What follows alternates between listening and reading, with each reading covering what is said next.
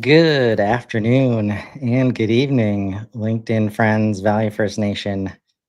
Welcome to another episode of Value First Communication with our favorite Value First communicator, Clement. How you doing, man? Doing good. Good to be back after 2 weeks off. Feels good to be back. Super excited. Super excited about the topic we'll be talking today. Yeah, Uh, but it was so, good to disconnect, I hear. Yeah. yeah. It definitely was. My brain is kind of fresh and eager to keep the fast pace for the next few weeks, Yeah, which will be needed, I guess.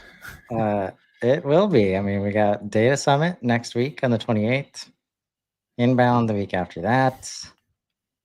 And then yeah, no No one reason to knows what's expect coming. it to slow down after Yeah, that. Um, yeah. if you So haven't you, started changing and transitioning on behalf of AI and yeah, it's coming for you. And it hopefully definitely we can is. help you like uh, proactively do some stuff to support it and not just let it happen to you. Which is why we're here. So it's good to have you back, man. Um, Okay, appreciate it. And I just want to set the stage a little bit today, remind people where we've been, and talk about where we're going and why. Seems to be helpful. Um, so, value first communication is really just taking the mindset that we're going to do everything in our power to enable natural discovery via communication, via creating value, so that people who are increasingly working on their own time and in their own context, in their own lives, like have been shutting down ads left and right. This is counter to the advertising trap, right? This interruptive way, this pitch way, like is just not working anymore. For some spaces, it hasn't been working for a while. Um, but can we develop a path towards, hey, we're hands off until you raise your hand, until you say, I am actively interested, right? So the first principle is about enabling natural discovery instead of fighting for attention. Because a lot of times now AI is going to be doing that on behalf of the buyers and users. In order to do that, principle two will focus on creating understanding, not just delivering messages and not just caring about people opening stuff. If we just care about open rates, we're just happy with delivering the message. Okay, they got it, but did they understand it? Uh, Very hard for people to understand and consume content when they are not in the right frame of mind. It's not the right time. They just had something else be prioritized in their life, like contextually, right? So respecting context and timing in all communications. And you say, how do you do that with people you've never met before? Well, you hang out in the communities where they're at. You hang out online. You hang out on LinkedIn, right? Um, this world of being able to hyper target with the right messaging at the right time. Again, getting harder and harder and harder. Um, which brings us to today, where we're going to talk about these two together. Um, Building genuine connection before asking for action, and liberating knowledge, creating value in order to get that connection and trust and build relationships instead of using it as bait, right? So think lead forms, gated content, like, hey, you want this thing, you got to give me your email address. That's what we're meaning here, instead of just openly sharing knowledge. And uh, just like we planned it, Clement, this lines up so well with the data summit next week, where we've got um, over 20 experts, coming together to try our best to help people through this data the data problems, that we know exist. And the event itself is built around this journey that we refer to as the value path. So audience, researcher, hand raiser, hero stage. Most of you know that stage is opportunity. That's what the O actually stands for at the end here. And then we have, after they pay, let's say, we have value creator stage, adopter stage, advocate, and champion stage. And a bunch of people coming out next week. Really excited about that. And just to wrap this up all together, right? I'm listening to the podcast this week from George, Hub Heroes team. So George, Max Cohen, Liz Moorhead, and Chat. Right? It was about inbound and like inbound prep, right? And like any other event in the marketing space, one of the most important, especially every booth, right? How are we going to get leads? Need to get more leads. What are we going to do to get people in the booth? How do we get their emails? Like, what are we going to say to them after? All these things, right?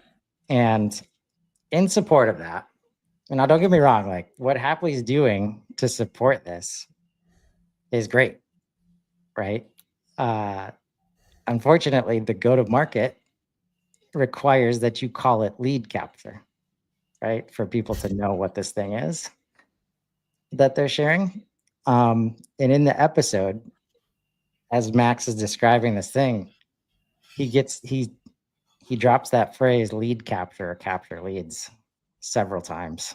And then he has to George speaks up and said, can we stop like treating people like their leads, like dehumanizing the process? I was so proud of George, right? Something's working over here because he's the guy that does the value first humans, which is against the lead trap, right? And so I share why I feel this way, right? And suggest that, if you're going to inbound and that's your only goal, you're going to be disappointed.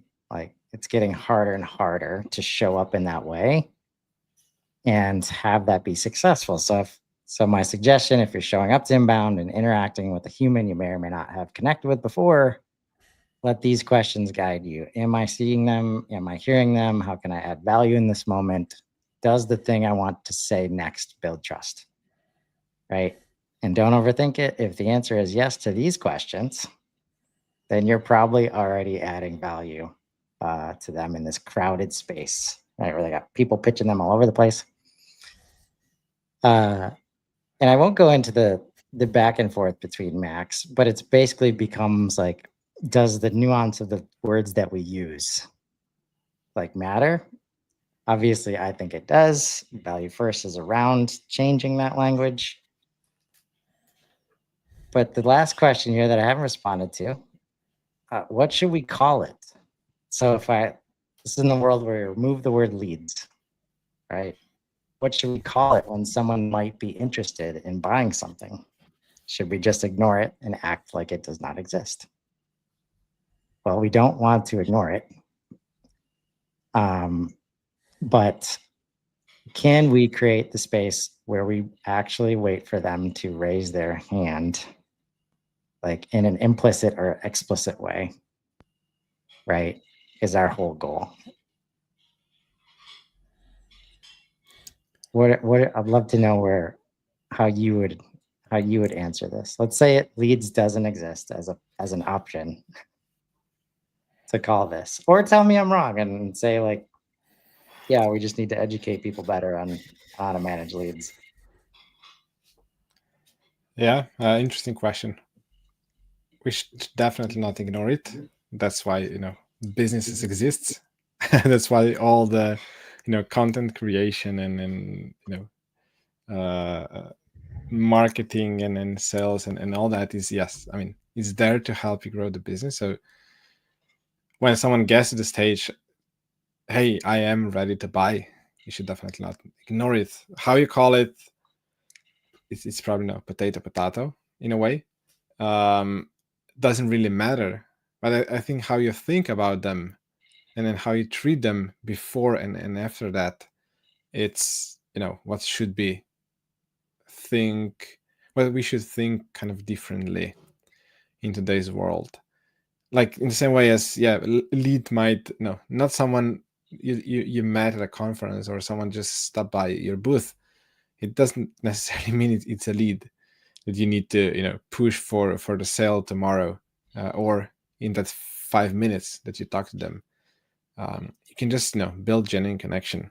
But when they do raise a hand, as I see them, it's this is where you need to act quickly and close the sale, because you invested all the energy to get their mind to the point where they kind of raise their hand.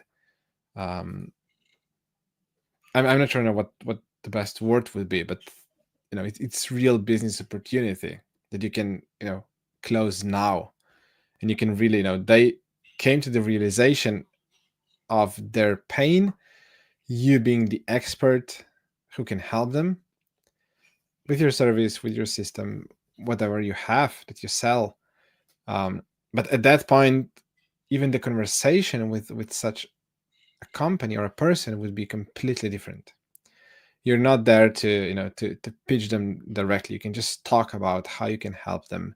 So the tone of and the flow of communication will be completely different at that point. If you build all the awareness and build genuine connection at that point, it will be a completely different mindset on both sides at that point.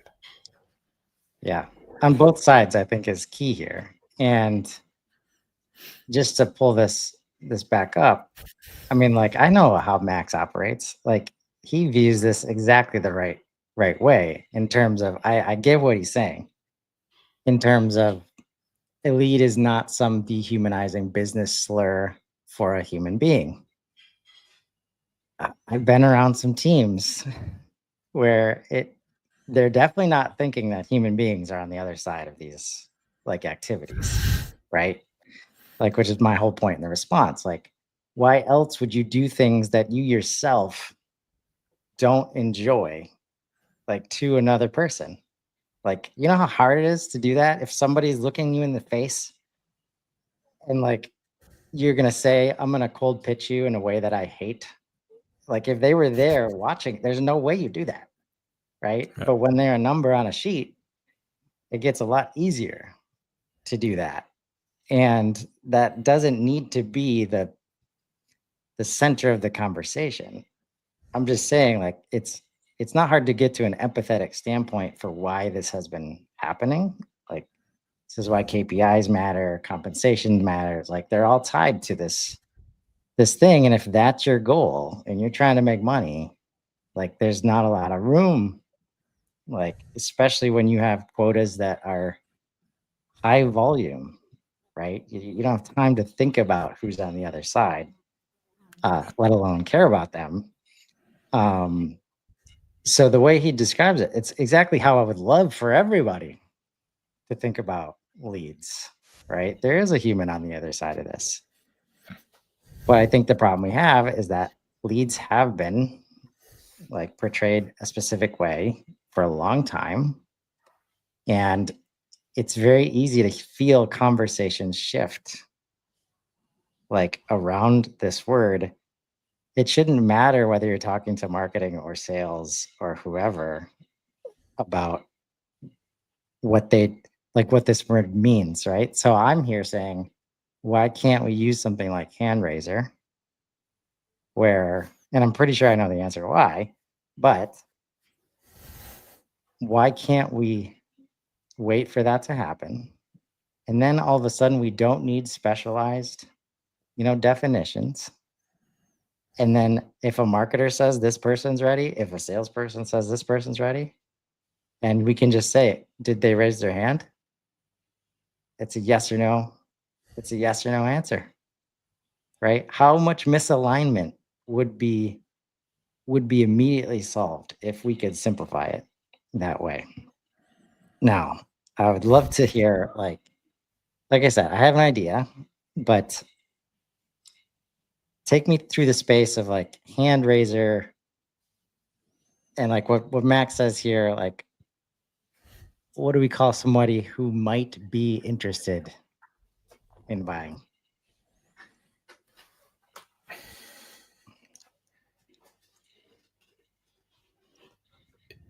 I mean, hand raiser is part of that equation in a way, as I see it. And these are the ones who would, the typical inbound lead who gets at the stage of, hey, I'm ready to buy. I'm in the shopping mode. I just need to decide what to buy. This is, I guess, the typical hand raiser in that sense. And on the other side, sales and marketing is really historically been trying to convert leads into, or helping leads go to the buying ready stage faster with all the fear of missing out and all the discounts and whatnot, to kind of force them to say, okay, yes, I will listen to your pitch, and then decide if I am a hand raiser, or then you will qualify me for band and whatnot, and then you will decide if I am kind of but that person will never be a hand raiser, because you push them through your sales funnel, whatever we call it again, to being from someone you haven't met to someone you're trying to sell something immediately. That all goes to I think what we already been discussing with all the VC game and numbers game, and just get as many leads as possible, get in touch with as many contacts as possible. I just before we went live, I saw Alex Hormozy. He sent 3 million cold emails to push his new book to get to the best selling in 24 hours or something like that. I mean, that's, I know. I'm not sure this is still the playbook I want to play. This is the hard part. This is why I want to take drastic action, because the numbers game still works like on some level, like his level. This is where it's like just elite becoming more elite, right? Because they have brand equity that you will never have. Yeah. Right. And they have the audience that you'll never have. And he's only sending 3 million emails because that's probably the size of his audience. Yeah. Right. And he's been doing this a while. Right. So I'm super interested. I was surprised. Like I've done a decent job of kind of not paying attention to that whole motion, but it's hitting LinkedIn now. And we've got people posting about buying books and all this stuff. And that's going to keep happening because it's been the play like forever. Right. But I have a feeling, and again, like trying to help people transform, not optimize, like AI, it just doesn't work with the math of how AI focuses on value and efficiency. And by the way, nobody likes it. Nobody wants to be a buyer in that funnel unless you love the person doing it to you. It's so interesting to hear these people, like they're bought in. Alex Hormozy has built the connections, the network, the trusted relationships. And so there's like, it's kind of, people are enjoying like, send me 20 emails in one day, please. Like, I'm here for it. Like, and it's like, oh no, like, it's like the example that we want to be setting here. I'm not sure this is the example where we want to go in the future. And we had a similar discussion over lunch with my CTO today. completely unrelated to sales and marketing, but to cloud infrastructure and in how you develop a software. You can take a look at how Google is doing, and you can say, okay, we should do it as a small company as Google is doing it, because if Google is doing it, this is probably the right way. But no, I mean, Google can do it because of its size and because of the structure and because how they operate as a company and the level where they are. The same goes for A/B testing. Yes, Google can do proper A/B testing on their search and all that, because they have what, hundreds of millions of queries a day, so they can actually have data.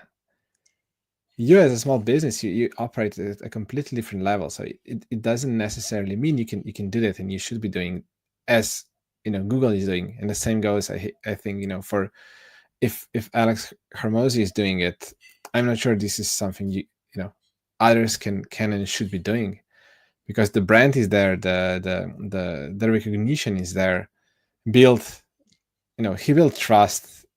He was building trust for the past 10-15 years. You're not there, so you should operate differently and change kind of the behavior, the approach to everything, because I don't think any one of us would like to get 10 Alex's clones sending us 10 emails a day to have just 100 emails in our inbox, cluttering it 10x more than it's already doing. I mean, I personally don't want to live in that world, and then in that kind of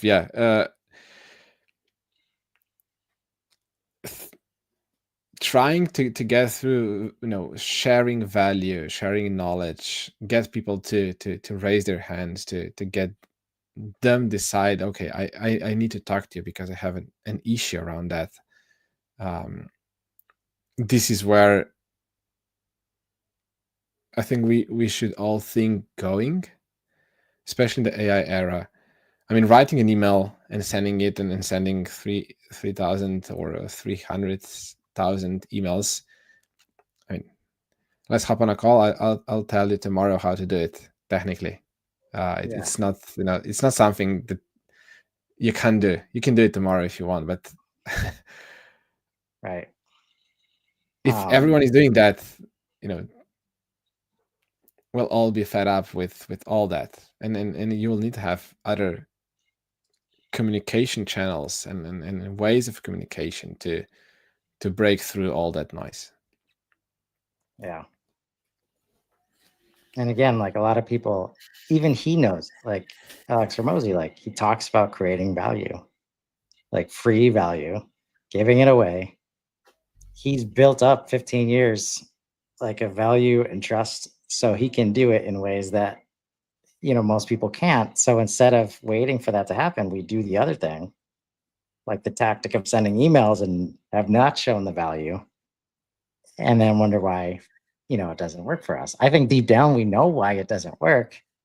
It's just it takes work and effort, and that like brings us back to these principles, right? Like building connection, like meaningful relationship, not just like connect, like, oh, we're connected on LinkedIn.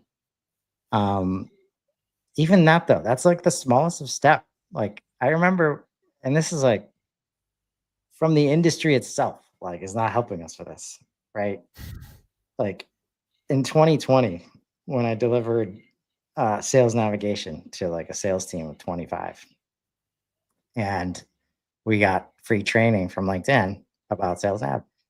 And they said the play was, instead of sending a connection request, to send an in-mail first, get the response, then send the connection request, because then it's 3 touch points instead of 1, right?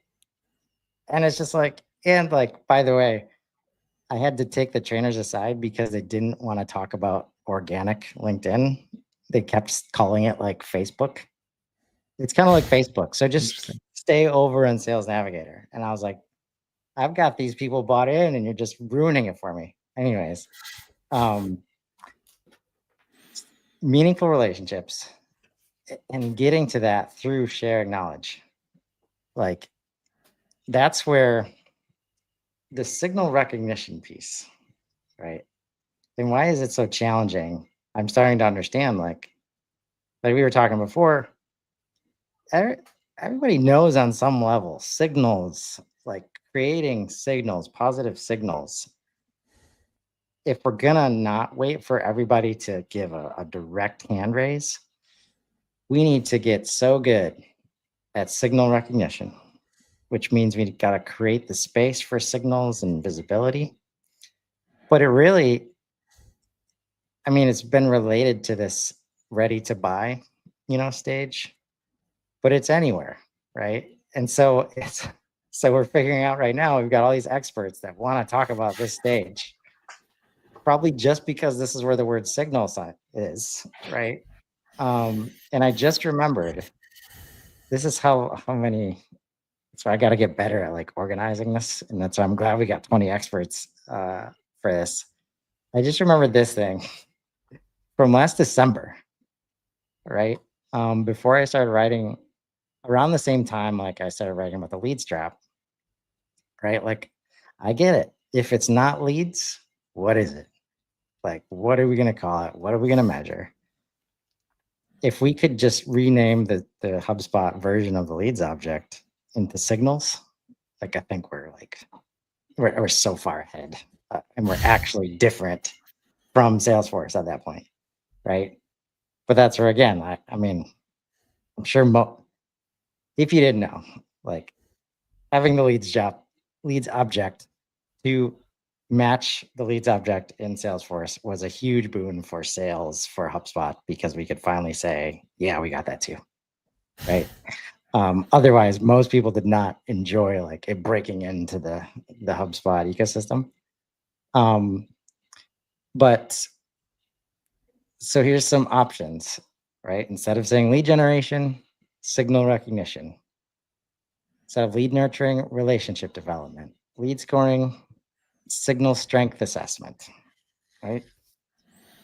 Lead qualification, fit and readiness exploration, right? Lead status, journey stage, converting leads, supporting decisions. Like these are all words that we use, right? It just, when it comes to measuring and process time, we use all this, which means the people doing the work don't always get to this part, right? They focus on this. And that's where it's, hey, we got a discount. Hey, it's end of the month. Even, hey, I need help hitting my quota, right? People do that. And that's where we're definitely not doing this. Yeah. If we're coming at it that from that direction, right? And I feel as long as this word's in play and it's in KPIs, like it just makes it hard for teams to be able to say, I want to focus on this instead, when I know lead scoring, like we bought HubSpot to help with lead scoring, right? So now everybody's got this thing in their mind. Okay, we need to get really good at lead scoring and scoring leads instead of helping people buy, right? I would say no. The chat. Why that's still happening is because the things on the left, it feels it's so easier to measure, and then have them as KPIs and track them. Where things on the right, even though it's more or less the same, but the mindset is different. Yep. Hard to put someone's salesperson's KPI on how many people did you help support decisions, where you can easily say, okay, how many leads you converted from stage A to stage B. Right. I was just having a discussion line with that with one of our users. We've been talking now, okay, which person we should use for a specific outreach to a set of people, for post, I think it was post webinar. My first assumption was, okay, just use one of the sales reps name, it doesn't matter. You can then manage those responses on that inbox, if you will. And then who takes the call, I mean, let's just send a scheduling link and then whoever takes it. But then the pushback was no, but if all the responses are coming to one inbox and then half of them are booked for another sales rep, then what do we measure? How do we report who is responsible for what communication, for which leads, where the attribution goes for quota and all that? It will be messy because we're not sending from the right inbox under the right name, and then lead attribution and then whatnot will be broken. Then reporting will be off, and then I will have the sales leader asking me why the data is off, and then the data will be bad and so forth. So it is, in a way, I would say, the measurement of that is hard. Yeah. We had a lot of those discussions. How do you measure the value of one post or one comment? Or it's really hard to measure and to say, okay, I made 5 comments, really valuable comments. I spent 30 minutes writing them. It's hard to attribute to anything directly and say, okay, this, because of that, I deserve a paycheck end of the month. Where if I say, okay, I booked five meetings with leads on my lead list, then this is measurable. Yeah. Man, you just reminded me of something that was maddening during that sales navigator like situation. I I think we might have touched on this before, but like going from physical communication and territories, right, to digital. And one of the challenges to getting salespeople to engage on LinkedIn and post was, okay, I'm responsible for Michigan. What if somebody from Texas comments and says they want a demo? Like, I don't care about that guy. It's Like, how do we hand it off to this other person? Right. And that's the kind of stuff where it's like, I don't think they don't mean anything by it, but literally it's not going to help them get their job done. Yeah. Right. What they've been asked to do, what they're commissioned to do. So it's easy to see like every minute's valuable. Because now we don't want that to happen because I don't want to act like I'm ignoring you either, but I don't even know how to engage you because I'm not supposed to take you to the next step. Right. I will have internal problems if I take that call with a guy from Texas. Yeah. Because the Because guy from I'm Texas. eating someone's other lunch. Yeah. And they might not be on LinkedIn to make the intro easier. Now I got to copy and paste it and then email. And that's where a lot of these terms. And so what I'm going to say to Max is there's like signals lead to hand raisers, right? And it's so much energy has been expended on trying to force the hand raise. The MQL or SQL, I think, is the space that we're usually thinking about here. Without the connection, without the trust, without the knowledge sharing, without the value being created. Imagine if we just took that energy and put it over here and created value. How many more signals would we create? Because I think the response I've gotten before to like why we can't just call them hand raisers is like, what about those interested people that have not raised their hand? Right? To which I would say, is there a way we can get more people to raise their hand instead of trying to perceive signals that say, okay, this person might be about to raise their hand, so I'm going to reach out. Right? If they didn't raise their hand, they didn't raise their hand. And that's where they might have a score of 90 out of 100, but they're on vacation for 2 weeks. or something has happened and there's a great reason for why they haven't their hand raised. Like there's so many things where it's just like if they're on vacation for 2 weeks and their score of 90 and we're like, man, I just wonder why they're not raising. I'm going to ping them. Let's put them in the sequence. We're going to hit them 7 times because that's what we're supposed to do.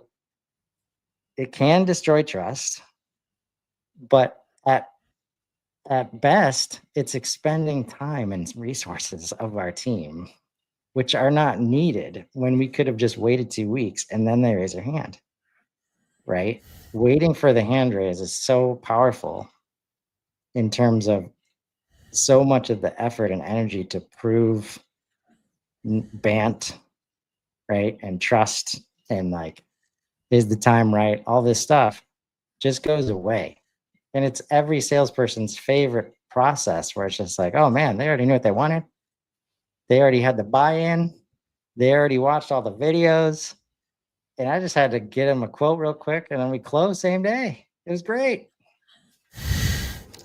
Like, Yeah. why wouldn't we want to do that all day, every day? Right? I'll be devil's advocate here. Sure. from the other side. Please. I understand why not. Because you have quota and all that. So you're forced to push. You need to survive. Even as a small business, it survives. You need to keep pushing. And when you have a pool of 1,000 people who are your leads out there, and then you have 20 of them with a score of 90, of course you will naturally want to focus on those 20 because you feel they're ready. But because they haven't raised their hand, you will want to do everything you can to get them to say yes, to raise their hand, even though they're on vacation and whatnot. But you will naturally deep down feel that your time is better spent on those 20 with a score of 90 than doing the normal stuff and waiting for those 20 to raise their hand. Right. And on the other side, someone else can get in, and because they were forcing them, they will close the deal and then push them through the finish line instead of you closing the deal. This is, I think, what will consistently be a thought process in everyone's mind. Yeah. So I don't expect that kind of mindset shift will happen, soon or quickly. But it will. The more we talk about it, the more people will be, willing to share knowledge on LinkedIn, even though someone from Texas gets in a conversation.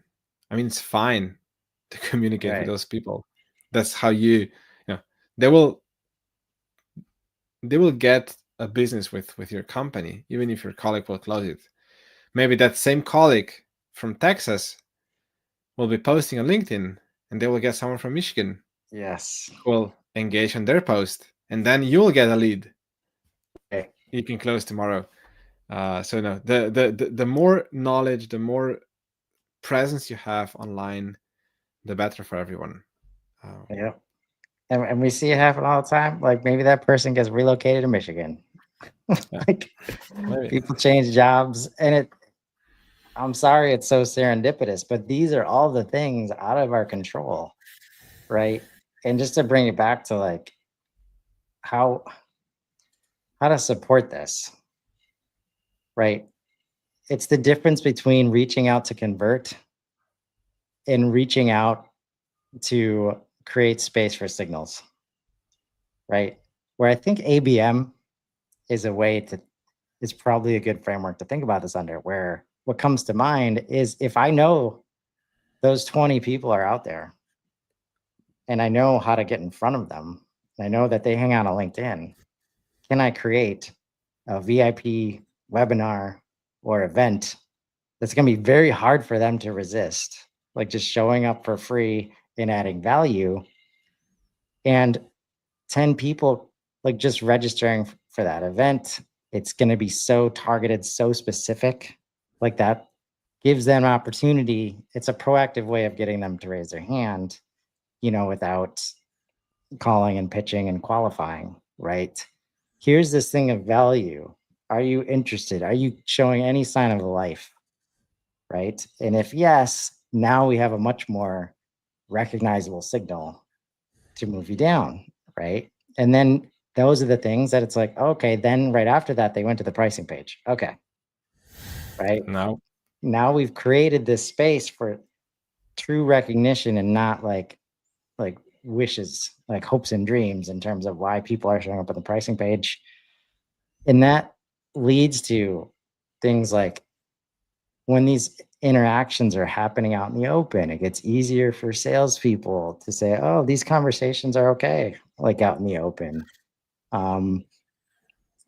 There's so much value to be gained beyond the hand raises themselves because the feedback loop is faster and just all these things that we've been doing behind, closed doors and feel like we got to have the perfect message ready because we know how hard it is to get into somebody's inbox and we got to get lucky. And if they open it, it's got to be perfect, right?